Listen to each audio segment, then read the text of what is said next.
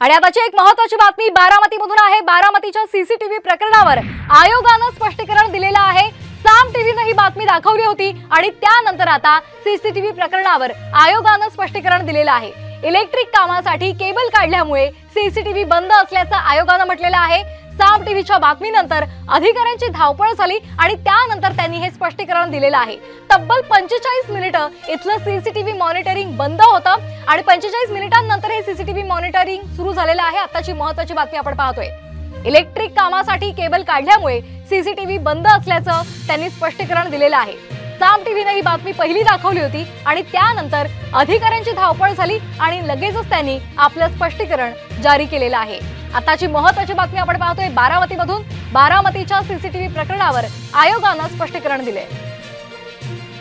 एक बातमी व्हायरल होतीये की बारामती येथील गोदामामधील कॅमेरे बंद आहे, परंतु त्याची सविस्तर चौकशी केली आहे आणि त्याच्यामध्ये असं दिसून आलंय की इलेक्ट्रिशियन काम करत असताना अल्प कालावधीसाठी त्यांनी एक केबल काढली होती, त्यामुळे टीव्ही युनिटवर डिस्प्ले होत नव्हता।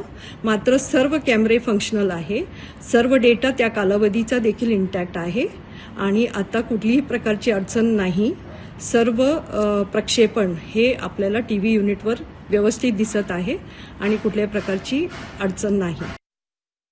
संदर्भात अधिक माहिती घेण्यासाठी जाणार आहोत आमचे प्रतिनिधी सागर आव्हाड यांच्याकडे। सागर, काय अधिकचे अपडेट्स मिळत आहेत? साम टीव्हीने ही बातमी दाखवली होती आणि आता आयोगाचं त्यावर स्पष्टीकरण सुद्धा आलंय।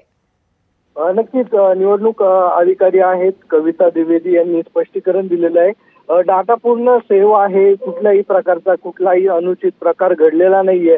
जर याचं स्पष्टीकरण कोणी मागत असेल तर आम्ही टाइमचं सुद्धा पूर्ण सीसीटीव्ही त्यांना दाखवू शकतो असंही त्यांनी सांगितलेलं आहे। आणि या संदर्भात लक्ष्मीकांत खाबिया यांनी आरोप केलेले होते की जे सीसीटीव्ही आहे ते बंद आहेत आणि काहीतरी काळबेरं झाल्याचा संशय त्यांनी व्यक्त केला होता। ही बातमी साम टीव्हीने दाखवल्यानंतर सर्व जी यंत्रणा जी आहे त्यांनी आपलं स्पष्टीकरण दिलेलं आहे आणि जे बंद असणारे सीसीटीव्ही होते तेही चालू केलेले आहेत आणि त्यांची वॉर रूम सुद्धा सुरू असल्याचा व्हिडिओ निवडणूक आयोगाने प्रसिद्ध केलाय। अगदी धन्यवाद सागर, आपण दिलेल्या या सविस्तर माहितीसाठी। तर बारामती प्रकरणामध्ये अधिकाऱ्यांनी आता स्पष्टीकरण दिलेलं आहे। सामच्या बातमीनंतर अधिकाऱ्यांची धावपळ झाली आणि त्यांनी लगेचच स्पष्टीकरण दिलेलं आहे।